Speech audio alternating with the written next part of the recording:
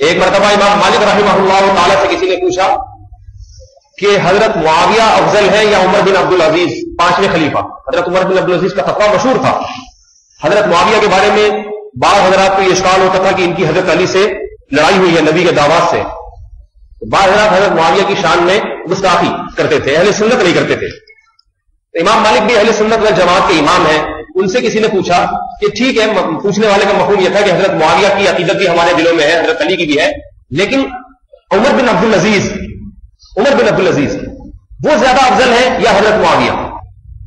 امام مالک اس سوال پہ غضبناک ہو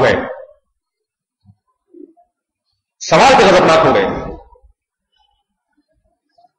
فرمایا کہ معاویہ محمد صلی اللہ علیہ وسلم کی معیت میں, آپ صلی اللہ علیہ وسلم کی موجودگی میں, آپ کی معیت میں جس گھوڑے پر سوار ہو کے جہاد کیا کرتے تھے, عمر بن عبد العزیز اس گھوڑے کی پاؤں کی خاک کے برابر بھی نہیں. محمد صلی اللہ علیہ وسلم کی معیت میں پہلی بات, جس کو نبوت کے جمال کے دیدار کی دولت مل جائے, جس نے نبی کو اپنی آنکھوں سے دیکھا ہو, اور پھر نبی کی موجودگی میں ایک جہاد, پہلی بات تو جہاد خود بہت بڑی عبادت, پھر وہ جہاد جو تمام پیغمبروں کے سردار کی معیت, ایک نبی کی معیت میں, اور پھر نبی بھی ایسا جو تمام پیغمبروں کا سردار ہو, اس کی معیت میں جہاد, ہم اور آپ اس جہاد کرنے والے کی فضیلت کا تصور بھی نہیں کر سکتے. آج ایم اے اسلامیات کی کتابوں میں حضرت معاویہ کے بارے میں نازیب الفاظ لکھے ہوئے. حضرت حکیم الامہ رحمہ اللہ تعالی کا کہ والد کا اپنے بھائی سے کچھ اختلاف ہو گیا کسی مسئلے پر, تو حکیم الامہ چھوٹے تھے اس وقت, انہوں نے بھی اپنے چچا کے خلاف کوئی لفظ بول دیا. یہ سوچا ہوگا کہ میرے والد صاحب خوش ہو جائیں گے کہ میں اپنے باپ کی سائڈ لے رہا ہوں اور چچا کی مخالفت. تو فرماتے ہیں میرے والد نے زور سے کھینچ کے ایک تھپڑ مارا, مجھے کہا کہ دیکھو بیٹا, وہ میرا بھائی ہے, میرے لیول کا آدمی ہے, میں اس سے اختلاف کرتا ہوا اچھا لگتا ہوں, تمہارے لیے اس سے اختلاف کرنا درست نہیں, تمہارے لیے قابل احترام. حضرت علی, حضرت معاویہ, ان کا مقام ہمارے مقام سے اتنا اونچا ہے, جب عمر بن عبد العزیز سے اونچا ہے تو ہم اور آپ کیا ہوتے ہیں؟ ان کا اگر کوئی اختلاف ہوگا تو اس اختلاف کے بارے میں ہم تبصرہ کرتے ہوئے اچھے نہیں لگتے. اللہ نے تو قرآن میں اپنے نبی کو بھی تنبیہات کی ہیں, مگر کسی صحابی نے یہ مجال تھی کہ نبی کو تنبیہات کر دیں. رسول اللہ صلی اللہ علیہ وسلم کے خدمت میں ایک نابینا صحابی آئے, آپ صلی اللہ علیہ وسلم عرب کے سرداروں کو جمع کر کے بیان فرما رہے تھے. جب ایک نابینا صحابی آئے دوڑتے ہوئے طلب لے کے, اللہ کے نبی نے نفرت سے منہ پھیر لیا اور پیشانی پہ سلوٹیں آ گئیں. اللہ رب العزت نے آیات نازل کی, عبس وتولی, محمد صلی اللہ علیہ وسلم کا چہرہ متغیر ہو گیا, ان کی پیشانی پہ بل آ گئے. ان جاءہ الاعمی, صرف اس لیے کہ ایک نابینا آ گیا تھا. یہ انداز تنبیہ کا اللہ کے لیے مناسب ہے, کسی امتی کے لیے مناسب نہیں ہے. کسی صحابی نے نبی کو نہیں کہا, یا عبداللہ بن ام مکتوم نے بھی نبی کو نہیں کہا, کہتے تو کافر ہو جاتے اس وقت. اب اگر کوئی اس سے استدلال کرے کہ اللہ نے جب یہ نبی کو تنبیہ کر دی, ڈانٹ پلا دی, تو ہم بھی تو پلا سکتے ہیں, اسے کیا کہا جائے گا کہ تو اپنے آپ کو اللہ کے برابر سمجھتا ہے. اسی طرح میرے بھائی, حضرت علی اور معاویہ میں اگر اختلاف ہو گیا, حضرت معاویہ نے حضرت علی سے اختلاف کیا, حضرت علی نے حضرت معاویہ سے اختلاف کیا, تو یہ ان کی شان کے لائق تھا, ہماری اور آپ کی شان کے لائق نہیں ہے.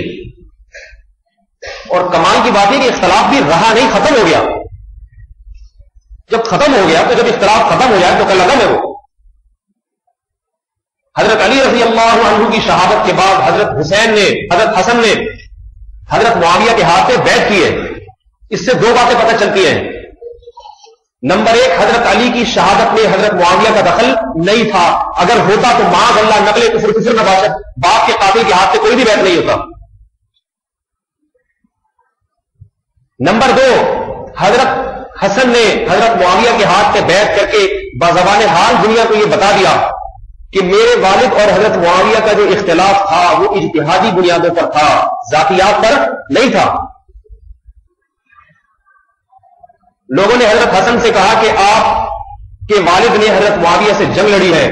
حضرت علی نے کیوں لڑی تھی جنگ؟ سیاسی مفاد نہیں تھے، ذاتی مفاد، بلکہ وہ یہ سمجھتے تھے کہ حضرت معاویہ کو مجھ سے اختلاف کی اجازت نہیں، اگر دے دی اجازت تو اسلامی حکومت 2 حصوں میں تقسیم ہو جائے گی. اور یہ بھی قرآن کی آیت پر عمل کیا، فقاتلوا التي تبغي، اگر دونوں میں سے ایک فریق قرآن کہہ رہا ہے بغاوت پہ اتر آئے تو جو باغی ہے اس سے قتال کرو. اور حضرت معاویہ یہ سمجھتے تھے کہ میں نے چونکہ حضرت علی کی خلافت کو تسلیم نہیں کیا لہذا میرا شمار باغیوں میں نہیں ہوگا. باغیوں میں اس وقت ہوگا جب کسی کی حکومت کو پہلے تسلیم کیا جائے. اور ایک گروہ صحابہ کا وہ تھا جو نہ ادھر نہ ادھر، بہت بڑا گروہ، وہ یہ کہتے تھے کہ رسول اللہ صلی اللہ علیہ وسلم نے اپنے انتقال کے بعد فطروں کی طرف اشارہ کیا تھا اور کہا تھا ان فطروں میں تمام فرقوں سے دستبردار ہو کے بیٹھ جانا، تو ہم ان تمام سے دستبردار ہو کے بیٹھ گئے. ہر ایک کا مقصد حدیث پر عمل، قرآن پر عمل، اس کی فہم میں اختلاف کی وجہ سے اختلاف ہوا ہے. اور میں نے جیسے عرض کیا یہ اختلاف اللہ نے حضرت علی کے بیٹے کے ذریعے ختم بھی کرا دیا. اور اللہ کے رسول صلی اللہ علیہ وسلم نے بشارت دی تھی حضرت حسن کو کہ اللہ میرے اس بیٹے کے ذریعے مسلمانوں کے 2 فریق میں سلو کروائیں گے.